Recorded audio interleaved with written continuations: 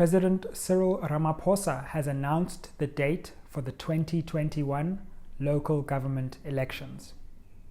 27th of October, it's going down.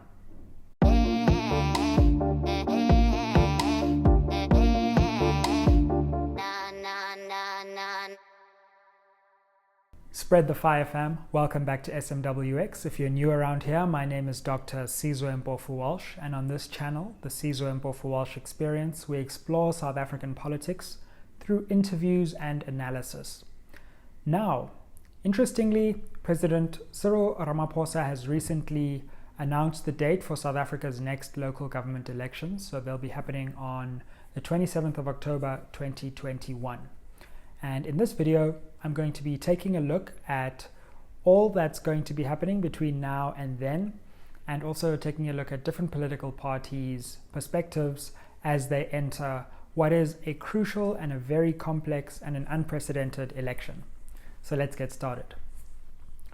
Well, first, we need to look at a few things that need to happen between now and the election. And I think the big question that looms over this election is, how will COVID-19 impact the 2021 local government elections? Now, I hate to say I told you so, but government's vaccination rollout strategy has been delayed and delayed and delayed since we last spoke about it in February. And so there's still a great deal of uncertainty which hangs over government's ability to vaccinate people and the potential threat that an election could cause in a population that's still largely unvaccinated. So I think a lot of details still need to be filled in from the IEC about just how safe this election will be for the South African electorate, because the last thing we want is an electorate which is dissuaded from participating and therefore slowly delegitimizes the actual outcomes of the election. I think we're probably going to get one of the lowest, if not the lowest, turnout election that we've ever seen, but we don't want those numbers to drop so low that it's an unprecedented stay at home. So I think there's a big job to be done here, especially from the IEC, to assuage South Africans' fears that this election will be safe to vote in, and work needs to be done to ensure that it actually is safe, not just to say that it's going to be safe. And maybe unprecedented things might have to be considered. For example, do we have to vote on one day? That might mean that lines are longer than they need to be. Could it be held over 2 or even 3 days to ease the burden on the population and ensure that voting and lines are safe in the context of COVID? So I think that's one thing that we do need to keep in mind. Never has a South African election occurred in this kind of public health environment, and it's going to be particularly interesting to see what communication comes from the IEC, comes from political parties to ensure that voters feel like they can actually go to the polls and have their voices heard safely. So that's obviously one key concern, because I highly doubt that the vaccination program will have made sufficient progress to assuage people's fears. So I think that's one big thing that we need to think about. We also need to think about, at a general level, what will this election mean for broader politics? And I think if you look at recent by-elections which have just happened, there were 15 by-elections in various places, a number in KZN, some in the Western Cape, some in, I think, Mpumalanga and the Northwest. What you see is a really interesting pattern emerging, and I wonder to what extent this will persist in the local government elections. I think there's a plausible case this is what might happen. What you see is that the DA continues essentially to implode in a number of places. The ANC is holding relatively firm, and the EFF is also growing, although not enough necessarily to take wards off the ANC or the DA, but certainly growing from a low base into kind of high double digits or low double digits, as the case may be. So what I think we're seeing is that the implosion of the DA will be counterbalanced by the slight growth of the EFF, but that will really leave the ANC in a very similar position to where it was last time. So I think President Ramaphosa might actually have Helen Zille to thank for this not being the election when the ANC suffers really heavy defeats which I think would be reasonable given its record of governance since the last election.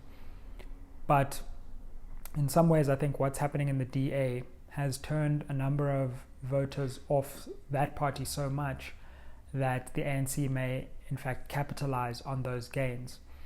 And so even if the EFF does take some votes off the ANC, which I think it probably still will do in this election, those may be counterbalanced by the amount of votes that the ANC is able to pick up, potentially off marginal ANC DA voters.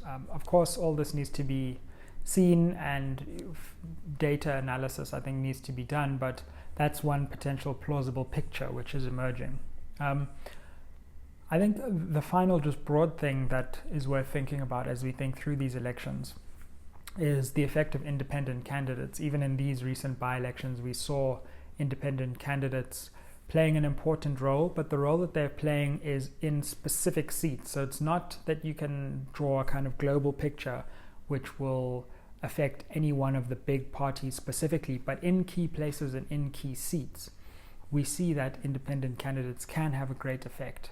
Even if they only get 15-20% of the vote, that can swing the outcome of elections. And so it's going to be interesting to see the extent to which independent candidates do have an effect in key swing seats in this election. And then just finally, KZN is looking like a particularly interesting battleground as we approach this election.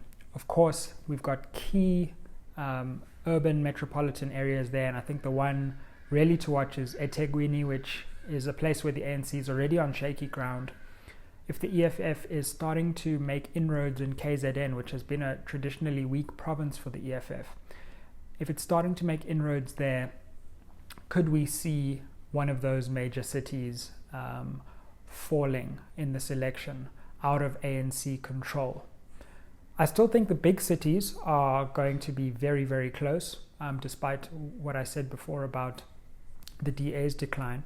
So I think we're set for a really interesting election, an election that will be unprecedented in many ways. But let's look at it from the perspective of different parties, and let's start with the ANC. First thing to say, I think, here is that the ANC's internal battles will collide with this wider electoral picture in this lead up to the election, and that's going to be really interesting to watch. I was quite fascinated to watch President Ramaphosa campaigning in KwaZulu-Natal earlier in this month and standing next to Zandile Gumede. And as I said in this earlier video on the election, suddenly you're going to see ANC leaders pretending like there's unity, standing together from different fractions, because they all worship at the altar of ANC power. And so they all need the ANC to gain power, so that no matter which faction is fighting with which, there are at least positions for all of them, even if it's not the positions that they want. So I think we are going to see an increasing move towards unity, but of course that's going to be frustrated by just the realities of the very serious divisions. So it's going to be interesting to see the extent to which the ANC can present a unified front, as it's been trying to, while at the same time you're going to have President Zuma's corruption trial, you're going to have the Ace Magashule stepping aside debacle continuing, and so you're going to have these opposing forces of disunity on the one hand, but the need for unity going forward. And the extent to which the ANC can navigate even a false sense of unity, I think, will determine its effectiveness as a campaigning force. I have no idea on what record of governance it's going to campaign. I've even joked that potentially the campaign slogan could be "Who needs electricity anyway?" because there's been widespread rolling blackouts which the ANC has failed to curb, not only in the last 5 years, but actually over 4 different ANC administrations. This is both a national and a local government issue, and it would seem to me that that's going to be a key area and a key weakness of the ANC's. How does it explain failing to deliver the basic service of electricity to so many people? On the other hand, can the opposition turn things around and present a credible alternative? Well, let's come to the DA. that seems to be increasingly unlikely. The DA, to me, seems to be effectively refusing to acknowledge any criticism, whether good faith criticism or not, and has essentially dug in its heels. It has an ideological position that it wants to preserve, that it wants to protect. It appreciates that that ideological position is not particularly popular, but it would prefer to defend that position than to actually make inroads in the electorate and make compromises on that ideological predisposition. And that's a really weird situation in which South Africans now find themselves, because we actually have an opposition party that's more keen on defending its own hill that it wants to die on, rather than actually making inroads in the electorate. And of course, the ANC's vulnerability is matched by the DA's flat-footed inaction. And so we have a situation where we have a vulnerable governing party, but we also have a vulnerable official opposition. And in some ways, it feels like those two things cancel each other out. And so I think the DA is going to really struggle to reach outside of its traditional base. I think particularly black voters, urban black voters, are quite frankly tired of the DA's continued refusal to even engage with some of the concerns that they raise. And so, well, that's going to be a tough sell, I think. But at the same time, in urban areas, you can't count out people's just dissatisfaction with actual basic governance as well. So I think the DA has its work cut out for it, certainly.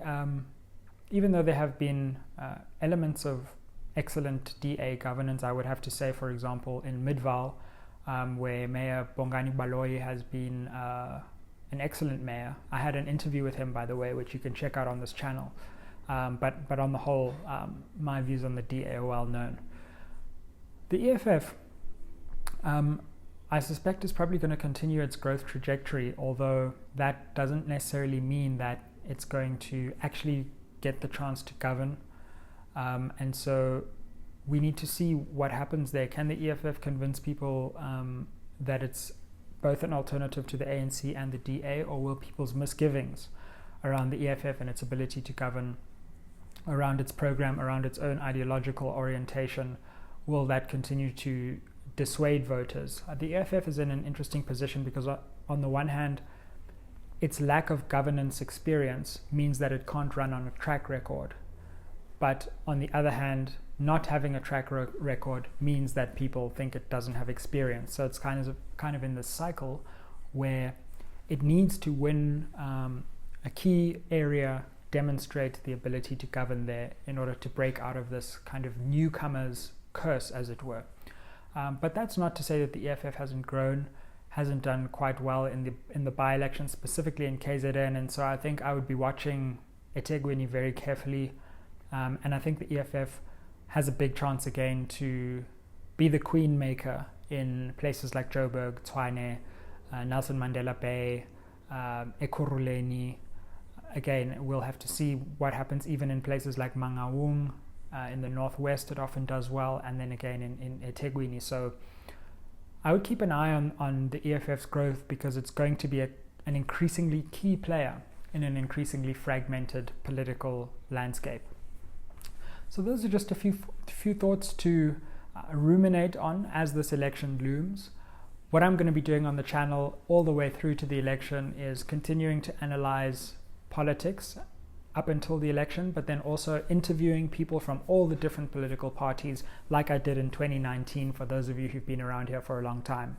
So stay tuned to the channel because we're going to be engaging in fascinating, in-depth and fresh election analysis and insight on the channel. If you have any suggestions for who you'd like to see me interview, drop them down below, drop a like on this video, drop a comment on this video, give me a shout on Twitter at Sizwe Mpofu-Walsh, Instagram at Sizwe Mpofu-Walsh, and thanks so much for staying tuned on SMWX. See you on the next episode. Aye.